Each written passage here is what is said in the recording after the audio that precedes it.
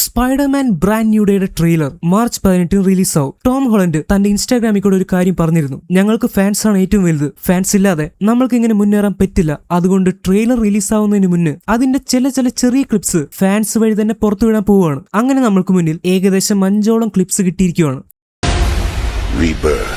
ഇത് വളരെ ചെറിയൊരു ക്ലിപ്പായിരുന്നു. പക്ഷെ ആക്ച്വലി സ്പൈഡർമാൻ എന്ന് പറയുന്ന കഥാപാത്രത്തെ ഏറ്റവും ആദ്യമായിട്ട് ഇൻട്രൊഡ്യൂസ് ചെയ്ത അമേസിംഗ് ഫാന്റസി നമ്പർ 15 എന്ന് പറയുന്ന കോമിക്കിന്റെ കവർ പേജ് ആയിരുന്നു ഈ ഒരു ചിത്രം. ഇതിനെ റീക്രിയേറ്റ് ചെയ്യുന്ന പോലത്തെ ഒരു ഷോട്ടാണ് ഈ എടുത്തു വെച്ചിരിക്കുന്നത്. ഏറെക്കുറെ കറക്റ്റ് അതുപോലെ തന്നെ. ഈ കയ്യിലിരിക്കുന്ന ആളായാലും നമുക്ക് അറിയില്ല. ചിലപ്പോൾ ഇമ്പോർട്ടന്റ് ആയ ഒരാളായിരിക്കും, അല്ലെങ്കിൽ ഒരു സാധാരണ ആളെ സ്പൈഡർമാൻ രക്ഷിച്ചു കൊണ്ടുപോകുന്നതായിരിക്കും. ഇതിന്റെ ഇടയ്ക്ക് റീബർത്ത് എന്ന് കേൾക്കാൻ പറ്റുന്നുണ്ട്. ചിലപ്പോ പീറ്റർ പാർക്കറിന്റെ പുതിയൊരു ജീവിതത്തിനെ സൂചിപ്പിക്കുന്നതായിരിക്കും ആ റീബർത്ത് എന്ന് പറയുന്ന കാര്യം. നമ്മൾക്കറിയുന്ന പോലെ പീറ്ററിന്റെ കൂടെ ഇപ്പൊ ആരുമില്ല. ടോണി സ്റ്റാർക്ക് ഇല്ല, ഹാപ്പി ഹോഗൻ ഇല്ല, ഓൺമേ ഇല്ല, MJ ഇല്ല, നെഡ് ഇല്ല, ആരുമില്ല. പീറ്ററിനെ എല്ലാവരും മറന്നുപോയല്ലോ.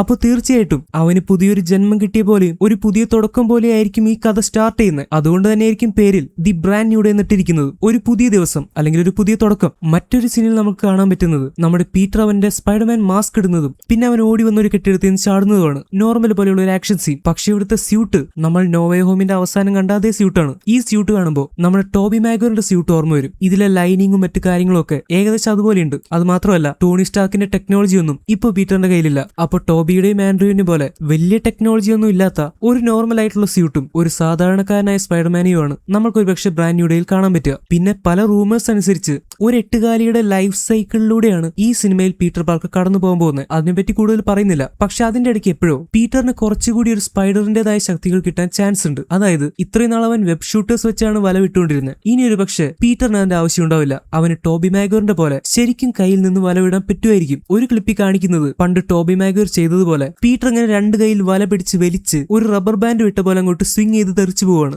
ഈ സീനിൽ അവന്റെ കൈകൾ നോക്കിയാൽ നമ്മൾക്കൊരു വെബ് ഷൂട്ടേഴ്സും കാണാൻ പറ്റില്ല. പക്ഷെ നേരത്തെ കാണിച്ച ക്ലിപ്പിൽ നോക്കിയാൽ അതിൽ വെബ് ഷൂട്ടേഴ്സ് ഉണ്ട്. അപ്പൊ വെബ് ഷൂട്ടേഴ്സ് വേണ്ടാന്ന് വെക്കണമെങ്കിൽ ഒരുപക്ഷെ പീറ്ററിന് അവന്റെ കയ്യിൽ നിന്ന് ഇപ്പൊ വല വിടാൻ പറ്റുന്നുണ്ടായിരിക്കും. പിന്നെ ഇങ്ങനെ പെട്ടെന്ന് വല വിട്ട് സ്വിംഗ് ചെയ്ത് പോകണമെങ്കിൽ തീർച്ചയായിട്ടും ഏതെങ്കിലും ഒരു വലിയ വില്ലനോ അല്ലെങ്കിൽ ഭയങ്കരമായിട്ട് അപകടം നടക്കുന്ന ഒരു സാഹചര്യമോ ആയിരിക്കും.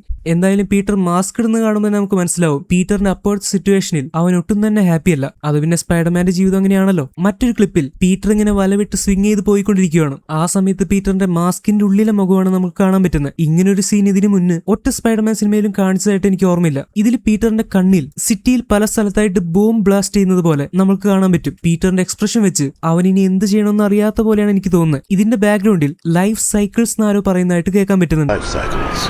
ഞാൻ നേരത്തെ പറഞ്ഞതുപോലെ ഒരു സ്പൈഡറിന്റെ ലൈഫ് സൈക്കിളിൽ കൂടെ ആയിരിക്കാം ഈ സിനിമയിൽ പീറ്ററിന്റെ ജീവിതം കടന്നു പോകുന്നത്. അതിനെ സൂചിപ്പിക്കുന്നതായിരിക്കാം ഈ ഡയലോഗ്. മറ്റൊരു സീനിൽ കാണുന്നത് പീറ്റർ ബോധം കെട്ടവന്റെ കട്ടിലേക്കോ മറ്റോ വീഴുന്നതാണ്. ഒരു അപ്പാർട്ട്മെന്റിന്റെ ഉള്ളിൽ നിൽക്കുന്ന പോലെയാണ് തോന്നുന്നത്. ഇങ്ങനെ വീഴണമെങ്കിൽ ഒന്നുകിൽ അവനൊരു ഫൈറ്റ് കഴിഞ്ഞ് വന്ന് വയ്യാതെയായി വീഴുന്നതായിരിക്കാം. അവന്റെ മുഖവും മറ്റു കാര്യമൊക്കെ കാണുമ്പോൾ വളരെ ക്ഷീണിച്ച് ഭയങ്കര വിഷമിച്ച പോലെയാണ് നിൽക്കുന്നത്. ഒരുപക്ഷെ ഫൈറ്റ് കഴിഞ്ഞ് വന്നതായിരിക്കാം. പക്ഷെ മറ്റൊരു സാധ്യത കൂടിയുണ്ട്. ശരിക്കുള്ള സ്പൈഡറിന്റെ ശക്തികൾ കിട്ടുന്ന സമയത്ത് ടോബി മാഗ്വയർ ഇങ്ങനെ കൊഴിഞ്ഞു വീണിരുന്നു സ്പൈഡർമാൻ 1-ൽ. ഒരുപക്ഷെ അതുപോലെ പീറ്ററിലേക്ക് സ്പൈഡറിന്റെ കൂടുതൽ ശക്തികൾ വരുന്ന സമയത്ത് അവന് വലിയ മാറ്റങ്ങൾ സംഭവിക്കുന്നതിന്റെ ഭാഗമായിട്ട് ഇങ്ങനെ ബോധം കെട്ട് വീഴുന്നതായിരിക്കാം. എന്തായാലും ഇത്രയും ക്ലിപ്സ് ആണ് ഇതുവരെ വന്നിട്ടുള്ളത്. ഞാൻ എനിക്ക് തോന്നിയ കാര്യങ്ങൾ പറഞ്ഞെന്നുള്ളൂ. എന്തായാലും ഇന്ന് അതായത് മാർച്ച് 18 ബ്രാൻഡ് ന്യൂ ഡേയുടെ ട്രെയിലർ റിലീസാവും. എല്ലാ മാർവൽ ഫാൻസും വർഷങ്ങളായിട്ട് കാത്തിരിക്കുന്ന ട്രെയിലർ ഇതാണ്. അപ്പോൾ ട്രെയിലറിൽ എന്തൊക്കെ ഉണ്ടാവും എന്ന് കണ്ടു തന്നെ അറിയാം. So once again it's me Amit signing out.